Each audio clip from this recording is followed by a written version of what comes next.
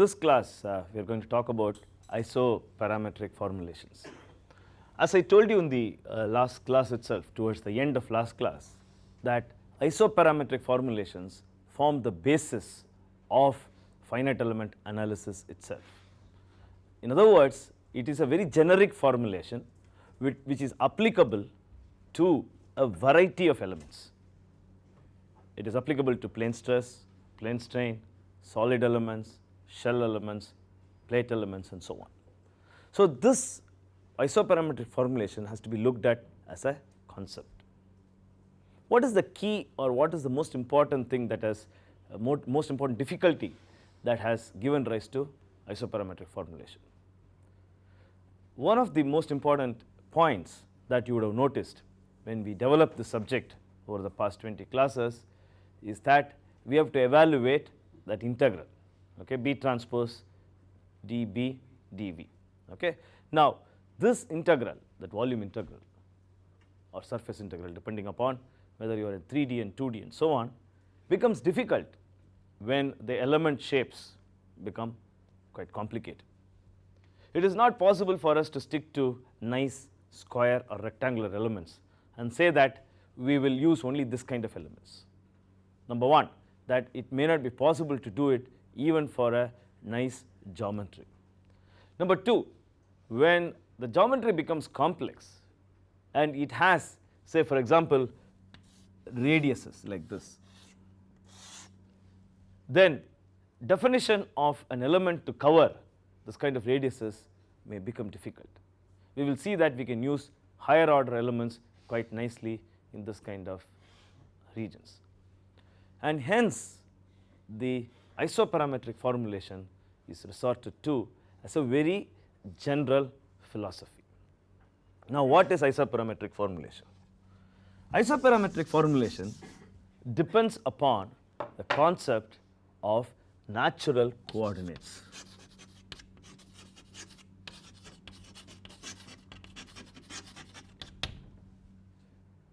Natural coordinates. Now, what are natural coordinates? How are they developed? Okay, is going to be the first part of the lecture. This concept itself is very interesting and very nice.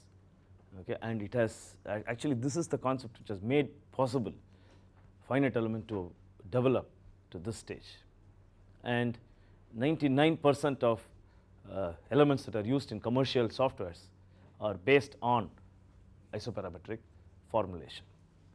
Let us see first of all how we develop natural coordinate system. Okay. Let us now take a very general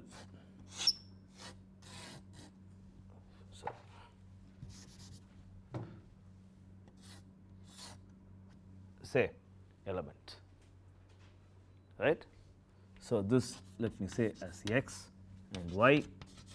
Okay, I am not using x1 and x2 because I know there is some confusion, so I am just using x and y. Okay, there shouldn't be any problem. So let us say that 1, 2, 3, 4, these are the nodes. This is the global coordinate system, x, y coordinate system, right. Now, I am going to develop a natural coordinate system for this. Just watch how I am going to develop. Let me take the midpoint of 1, 2, okay, midpoint of 3, 4, right. Just join them, draw a line. Let me take midpoint of 1, 4 and 2, 3, okay, and then join them. Let me call this line as a psi eta coordinate system, or in other words psi eta coordinate system. Okay.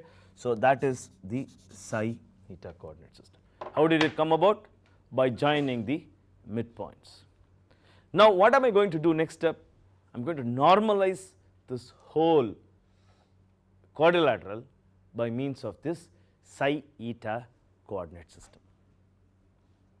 In other words, it is possible to specify a value of psi and eta for every point in this quadrilateral. How am I going to do that? Okay. Now, I am going to first of all put a grid which covers this element. How am I going to put this grid? Let me take the midpoint of this to this. This is the midpoint of these 2 points. Let me take a midpoint to this and this. Okay, join them. Right? Then these points, midpoint in the other side. Right? Now let us just consider only 1, 2, 3, 4, 5. Okay, these 5 lines.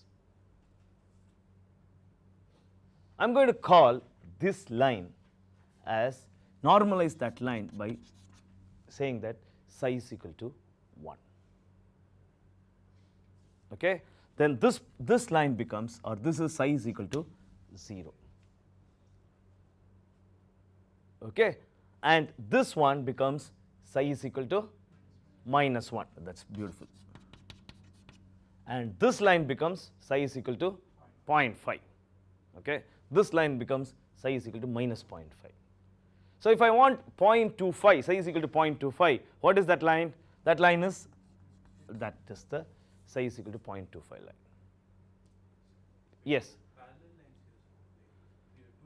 No, please note they are not parallel lines. I am taking the midpoint and connecting them.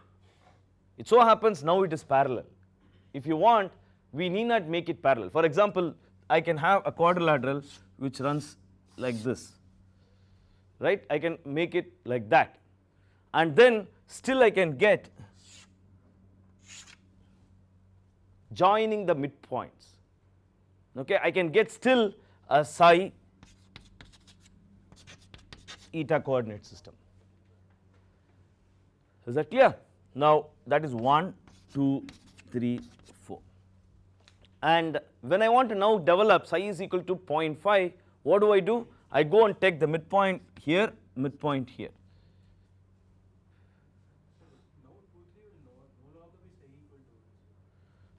No, wait a second. Just develop the grids. Okay, so that is one grid. I am now normalizing, please note it, I am normalizing and saying that this line psi 2, 3 is equal to psi is equal to 1. Please for a moment forget the rectangular or the Cartesian coordinate system. This is not a coordinate system where psi and eta need to be perpendicular. The whole confusion for you is because, and for you, not only for you, for most students when we deal with this natural coordinate system, is that they are so used to xy coordinate system, they are not in a position to accept any other coordinate system. Now what is that we are trying to do? We are trying to normalize it. Okay? So this 2, 3 becomes psi is equal to 1. So any point there has a value of psi equal to 1. Okay? So how do I develop from 0 to 1? I keep on, so I draw these grids. How do I draw these grids? Say for example, simple, 0.5, 0.5, or half of, or midpoint of this, join it, that becomes the, say, psi is equal to 0.5 line. Okay, 0.75, midpoint of this, It need not be parallel to 2, 3. Anyway, it is just midpoints, that's all. In fact, as I go to this place, it may become like this.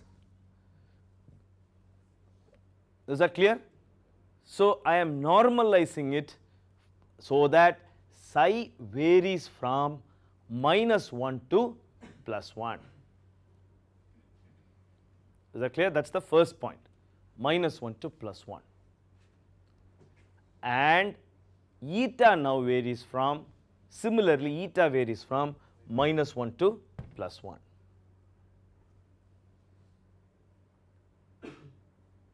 Okay. Now what does it mean? It means that you give me a point, it will be possible for me to tell what is the psi eta coordinate system.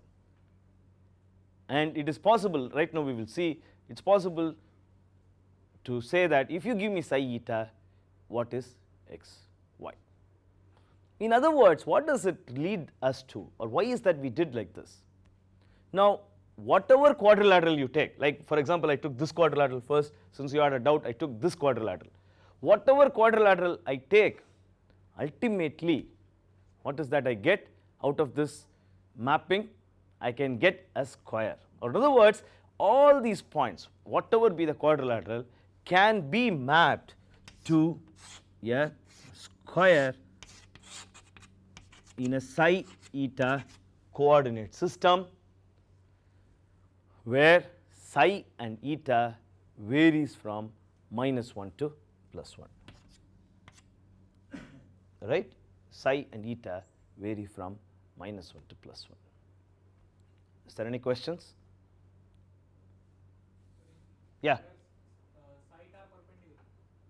Yeah, because psi and eta in the xy coordinate system, it need not be perpendicular. But here psi varies from -1 to +1, eta varies from -1 to +1. So this is a natural coordinate system.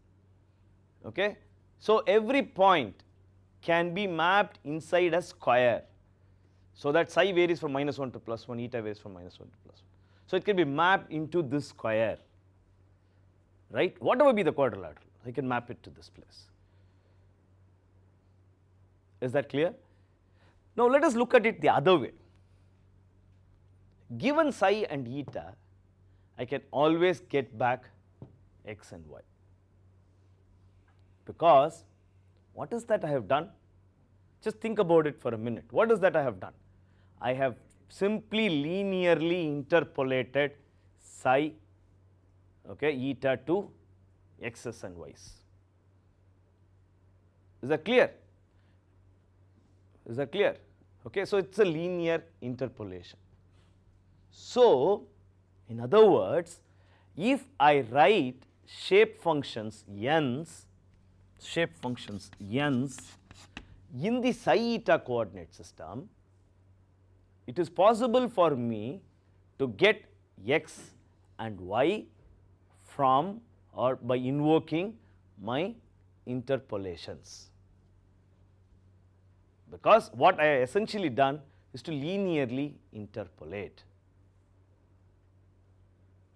Is that clear? Or in other words, x can be written as sigma ni xi, okay, where ni's are, what are these ni's? Are the shape functions for this square. Okay. So what is this new concept that we are introducing? We are introducing that the shape or x's and y's, the geometry itself can be now used as a, or can be determined by interpolations, right? So what are n's? Say for example n1,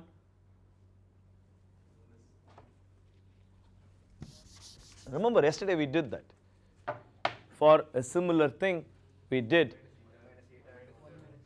no, n1 is equal to 1 by 4 1 minus psi into 1 minus eta, n1. So what is n2?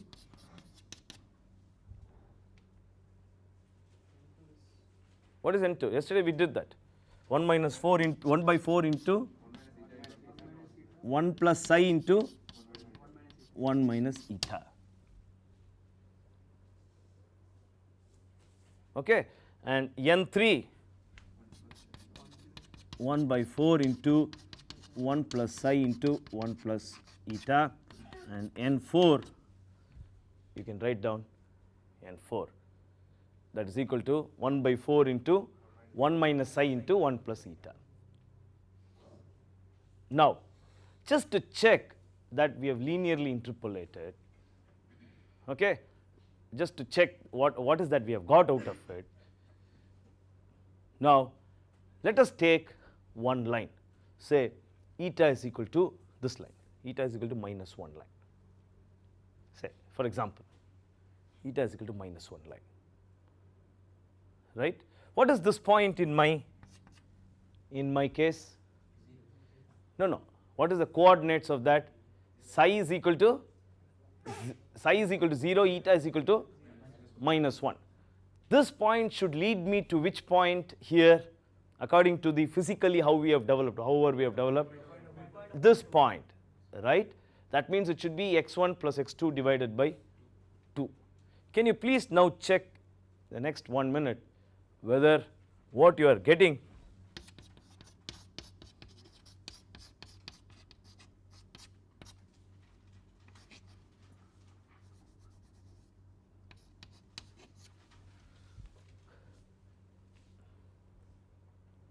okay, just check, have this, and then just check what is that you are getting out of this interpolation. What happens to n1? Eta is equal to -1, so eta is equal to -1, psi is equal to 0, so n1 becomes 1 by 2. Beautiful. What happens to n3? 0. Right. What happens to n2? 1 by 2. n2 is 1 by 2 and n4 0. So what is x? Yes, that's what, x1 plus x2 divided by 2. So I get back to my midpoint.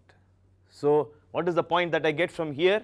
When I map it by this linear interpolation, I get to this point. So I can linearly interpolate everywhere at this point. If you have a doubt, please go ahead and do for, say for example, midpoint. These are points which you can easily understand. So psi is equal to 0, eta is equal to 0. What is that you get? Straight away you can see it, tell me from looking at it. So what is it that I would get? 1 by 4, correct, 1 by 4 into x1 plus x2 plus x3 plus x4. That is the interpolation at the midpoint. So essentially, what does this particular equation give us? This shape functions give us. The shape functions tell us that it is possible to linearly interpolate psi and eta to get x and y. That is the central concept. Concept number 1. Okay? So I have mapped. So I won't bother or I won't worry about whatever be the shape of the quadrilateral, okay, as long as I can map it to a square, nice square like this, and keep working on this square, keep using this shape function, I have no problems, right? But this is the very first step. There are a lot of things that are now attached to this. What are the things? Now immediately our tendency, very good tendency, is to keep working in this particular coordinate system, because it's nice, shape functions are known, okay, and I will later do a transformation of that big integral into a nice little integral which can be integrated and so on. That's the whole idea of now developing. In other words, I can say that, look, I can interpolate the displacements or any field for that matter, okay, using the shape functions given here and keep working in this region. Or in other words, I can say that, or you can immediately look at this and say that, why not I write, instead of writing it in the global coordinate system, let me write u as n1 u1 plus n2 u2 plus n3 u3 plus n4 u4 in this particular coordinate system. You are perfectly right. Okay, in other words, you are now linearly going to interpolate, or you are going to use the bilinear, nice bilinear law that you did before, okay, which please remember resulted in the same equations, same shape functions. I can write down u to be n1 u1 plus n2 u2 plus n3 u3 plus n4 u4, n's defined like this. Agreed? I am going to interpolate whatever I do, whether I do it in the xy coordinate system or in this coordinate system, both of them are the same because I am linearly interpolating them between the nodes. Okay, but I have a major difficulty. What is the difficulty?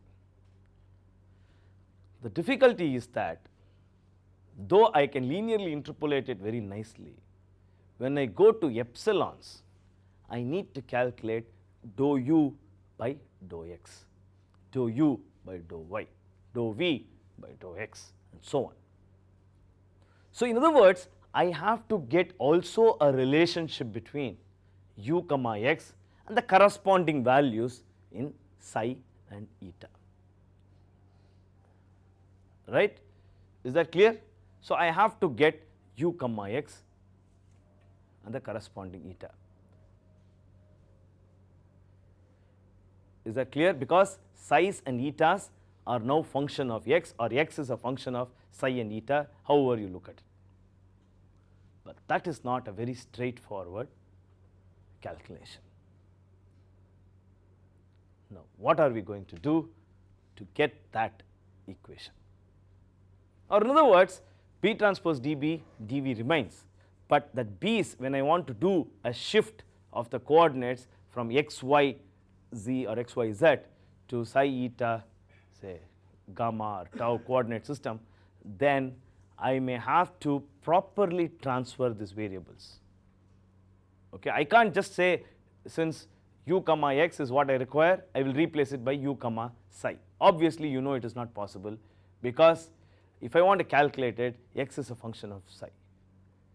So, in other words, you know that chain rules have to be used, and what is called as Jacobian has to be used. Simply, if you are familiar, whatever I am saying, you need not worry about it, because you know that when I shift from one coordinate system to another coordinate system, Jacobian plays a role. Okay, what is this Jacobian, and how is it going to play a role, and how is it going to alter my stiffness matrix, are the issues which we are going to see. Okay, to just summarize what we did, we transferred, or we defined what is called as a natural coordinate system.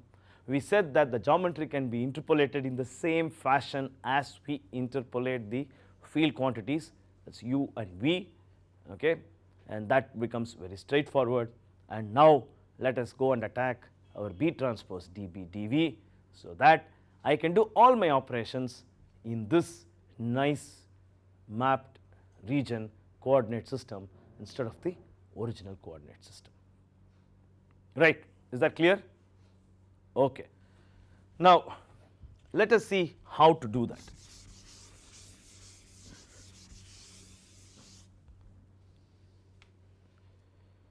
What do you think will be the crux of this whole issue? What do you think, or what is it that you think would you have to use? Obviously, you have to use a chain rule. Okay. Now, before we go there, let me write down. Okay, let me write down for a specific case. For example, let us take plane stress. Okay, plane stress, and try to develop an isoparametric formulation for it. It is the same for anything, any other element, but this would be easier for you to understand. If it's 3D, it is going to be slightly, you have to introduce one more dimension and so on. But let us take, say, for example, a plane problem, say a plane stress. It doesn't matter whether plane stress or plane strain, D would vary. A simple, say, plane stress example. So I have to now write down epsilon for this. What is my goal? My goal is, let me put my goal clearly. My goal is B transpose dB dV, okay, has to be now transferred to minus 1, and get some function there, say d psi d eta. Now, how is that? I am going to do that is the question. Okay. Now, is that clear? Is the goal clear? That's what I want to do. So I am going to first of all, I mean, my D is not a problem here. My D is not a problem here. My problem is B.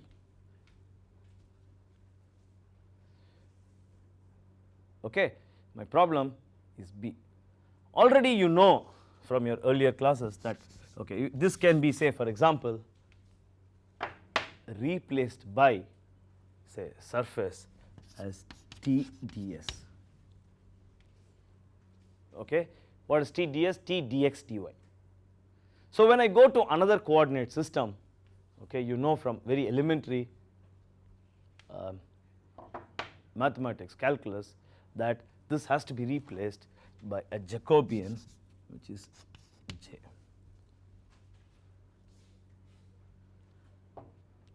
Okay, so this part is simple.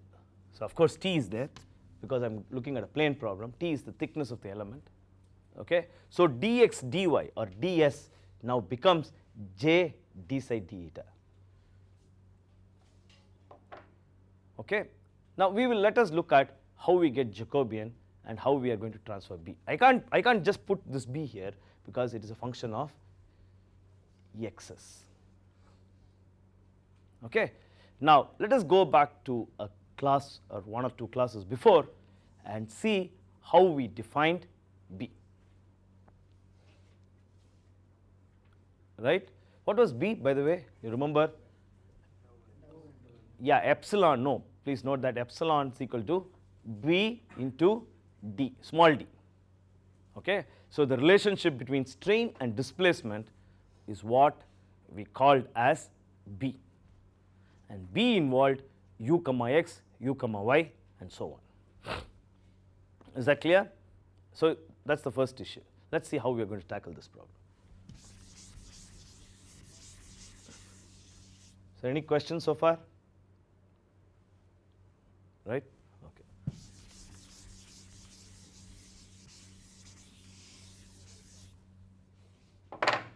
Let me write down epsilon. How am I going to write down epsilon? Because what is that I want? I want this u comma x and u comma y and so on. Okay, so let me write down epsilon as 1 0 0 say 0 0 1 0 0 0 0 1 1 into what is that I would get? U comma x. Okay, this is dou u by dou x. Please note that u comma x is dou u by dou x. Okay, now what is epsilon, by the way? Remember what is epsilon?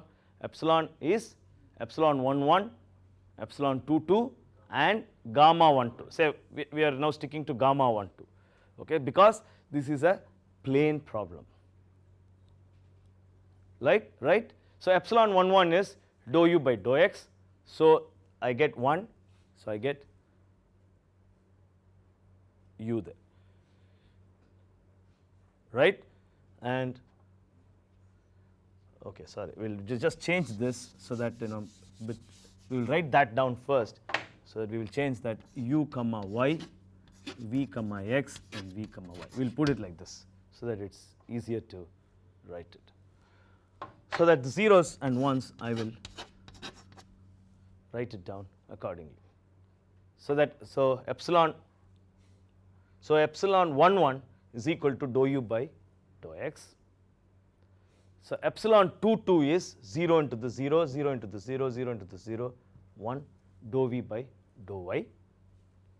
Okay, it's very important how you write it. Anyway, you can adjust it either way, but I think it's easier. Please note how I am writing it.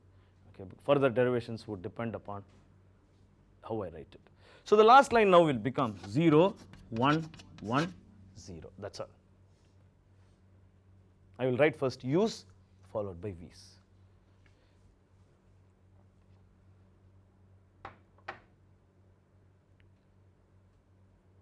Right. Now, it is very simple for you to say that, look, u comma x is what is there in u comma x. I can just do a chain rule. Okay, what is a chain rule? You may come and tell me that u comma x is what? Dou u by, so dou psi into dou psi by dou x, and so on. Right. Just I'll write it down, and in a minute you will realize it's not very easy. What is that? Dou u by, say, dou x. You may say that, what is this? Into dou psi by dou x plus dou u by dou eta into dou eta by dou x. That's all. But there is a problem. What is the problem?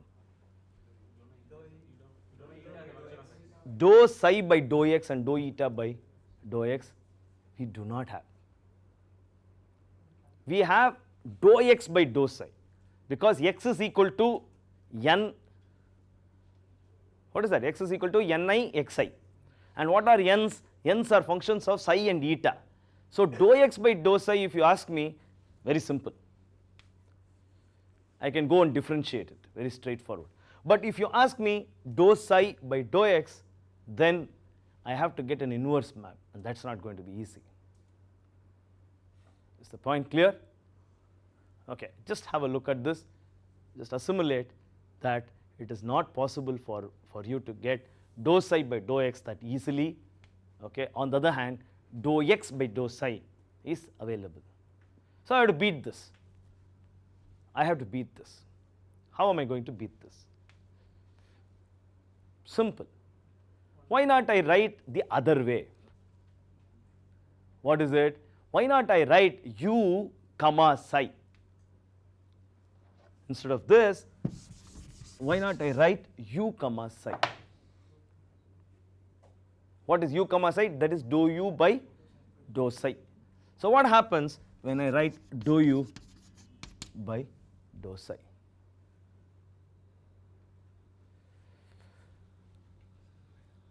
Do you understand this? No? Any questions? Yes, very good. So dou u by dou psi is what? Dou u by dou x into dou x by dou psi plus dou u by dou y into dou y by dou psi.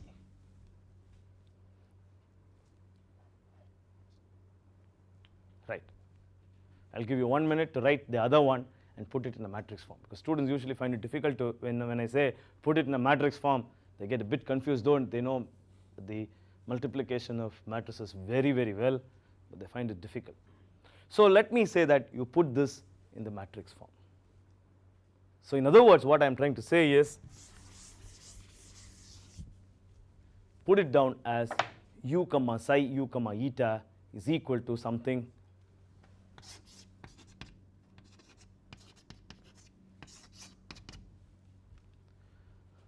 is equal to sum 2 by 2 matrix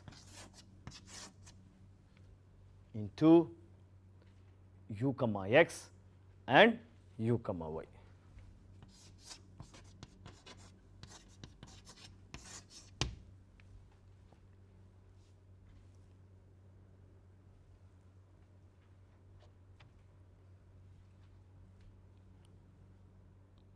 Right? Is it clear?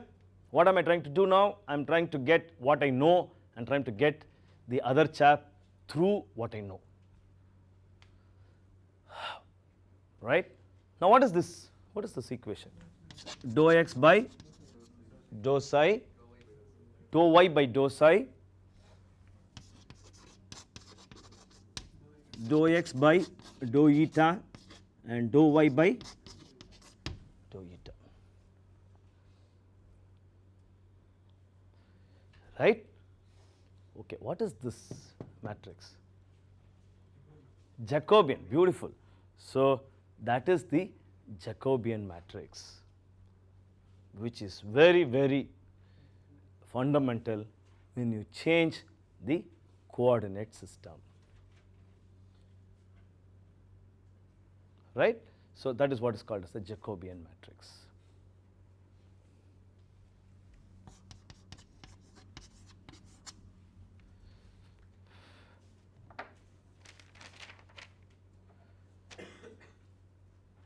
Can you get Jacobian now for us? Simple. What is it? Because I know x. X is ni xi. Okay? So I can say that x is ni xi, where of course I say that i has to be summed up, and dou x by dou psi is equal to ni comma psi xi. Can I write like that?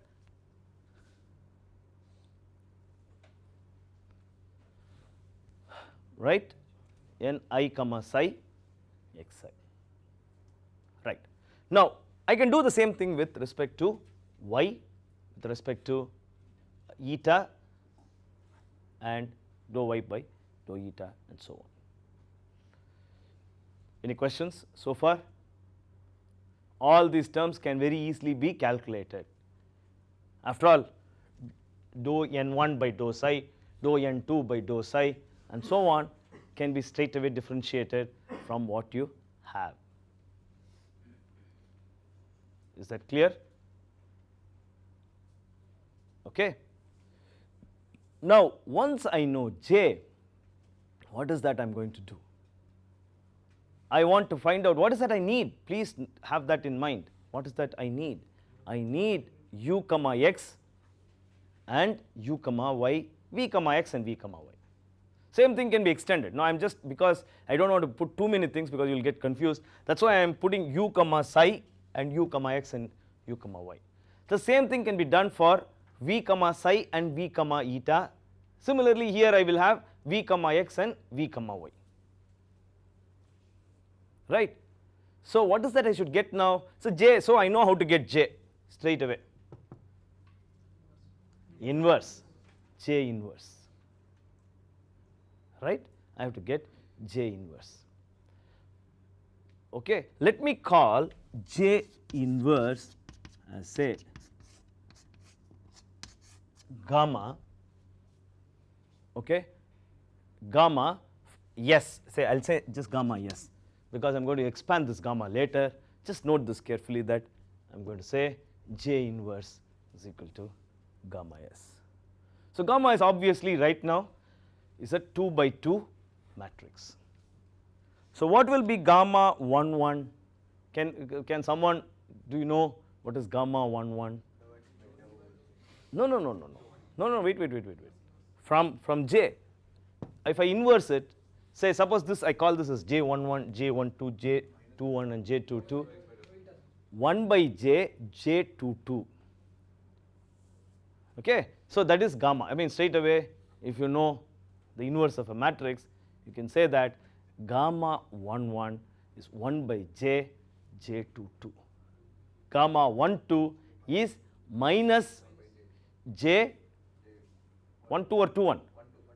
1 2, then again the gamma 2 1 becomes J 2 1, of course all of them divided by J, that is determinant J. The last one becomes, or gamma 2 2 becomes J 1 1 by J. So in other words, it is, I need not go and invert it. I can invoke a known formula and write down this J and so on. Once I do that, what is my next step? What is my next step? I am going to now, is it clear? What is that I did? U comma x and all those things nicely I have found out. Okay. Now my whole crux of the thing I am repeating is to get that B, that chap B who is now actually a function of x. I am trying to get it in terms of psi. So what is it that I am going to do now? U comma x, u comma y and all these things with which I started here, I am going to now substitute it by those chaps whom I know. Is that clear? Yeah. So how do I now write it? I'll just give you a minute to assimilate what all we did. Just have a look at this so that you will just assimilate what all we did now. Because there is, I mean, though we are logically proceeding, there are a lot of steps here. So just a minute, you just take a minute to assimilate what all we did. Just see that.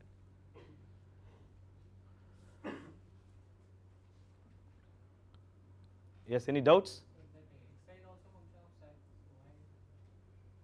Please note xi is not a function of psi. x1, x2, x3, x4 are the coordinates of the quadrilateral. They are not functions of psi and eta. Okay, they are the coordinate systems, right, from which we are interpolating x through a bilinear law, psi and eta. Yeah. But yes, you're jumping one class ahead, one or two classes ahead, that yes, we have to talk about triangular elements. This class I am not going to talk about them. We will develop a procedure to do triangular element. You have to wait for another maybe 2 classes before we look at triangular element. There, the natural coordinate system, that's a nice question, because it is not very easy to expand whatever we have done now for natural coordinate system for triangle. But again, guys who have worked in finite element are very intelligent guys. Okay, they have done, look at this concept. It's so simple, but the concept has come out so well that a whole lot of industry has benefited by this single simple concept. Like that, for triangular element also, okay, they have beaten the system by means of a very simple natural coordinate system.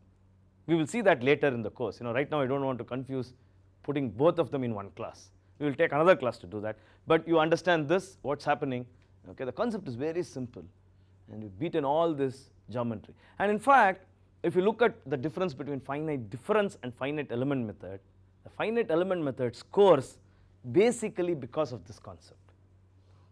It is not correct. Say, lot of people ask questions like this. Which is better, finite element or finite difference? It's a standard question. Okay, which is better? It's not a question of which is better. When you ask them back, what do you mean by better? They would say, which will give you better result? Okay, this is the question they will ask.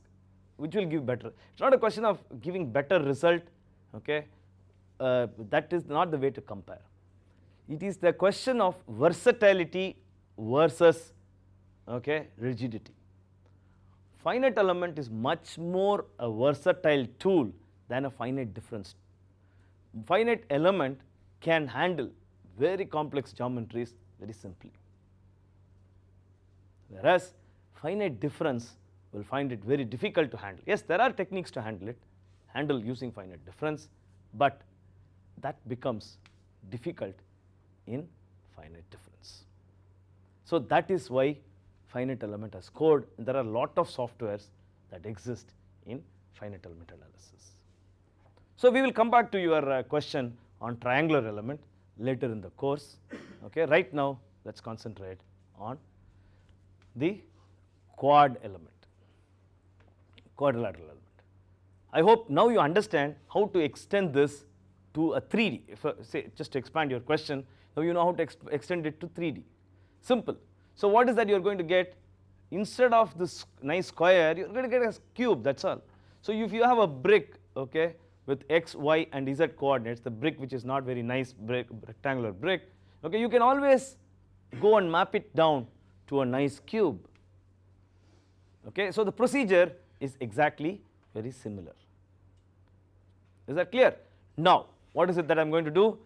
Coming back, looking at this, I am going to now substitute u comma x, okay, and whatever we have done in this equation. How is that I am going to do that? Gamma 0, 0, let gamma s, okay, and then write it down in terms of ux, uy and so on. Okay, because what is gamma? Gamma is the fellow who changes ux comma uy. Okay, so dou psi, so ux comma uy is changed by this. So I will get, instead of ux uy and so on, I will get u psi, u comma psi, u comma eta, v comma psi and v comma eta.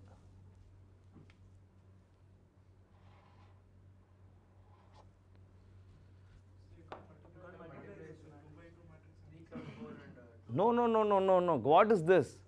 No, 0. This is 0. I mean, correspondingly, what is this? 2 by 2. So 2, 2, another 2, 2 here. This is very obvious. See, this is the style of writing. No, you don't write. I mean, then I have to require the whole board to write. You will immediately you will understand that this is nothing but 2 by 2, 2 by 2, 2 by 2, 2 by 2. So 4 by 4 multiplying, okay, that with this. Okay, in other words, you can, if you want, you can write down completely. It doesn't matter. You can write it down. Okay, so ultimately I will get, okay, that I will multiply by this 1 0 zeros and ones here to get epsilons. Now my job doesn't stop there. What is it? What is it that I want? I want, in order to get B, I haven't yet come to B yet. Why? Because these chaps here are not the guys who will define my B. My B has to be defined ultimately by D. Okay, how do I get that? Yeah, remember that when we started this whole derivation, we started by saying that u will be interpolated, u at any point will be interpolated by means of the u's that I get in these nodes by using n's in the natural coordinate system, because that's also a linear interpolation.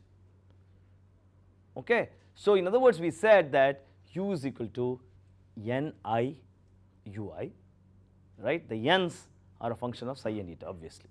Done. So what does it mean? It means that I can replace this chap by a big matrix of n's, which is very similar to what we did before. It's very similar to what we did for the rectangular case. And then replace that, and then D.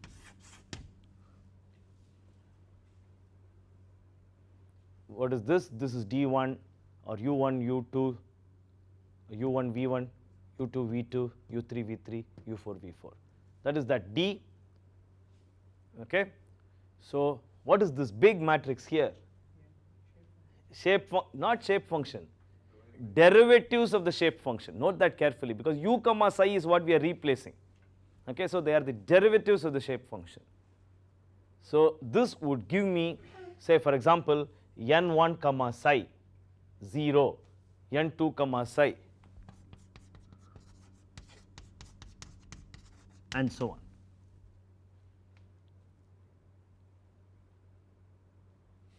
Is it clear? Yes? Okay. So the next one, similarly I have to write it down for psi, eta, and all these things. Okay. So we will do that. We will continue this derivation. Derivation is not yet complete. We will continue from this step, okay, in the next class. I want you, I'm just leaving it blank because I want you to write it down, because that's a good exercise to understand this. Okay, I will write down in the next class completely.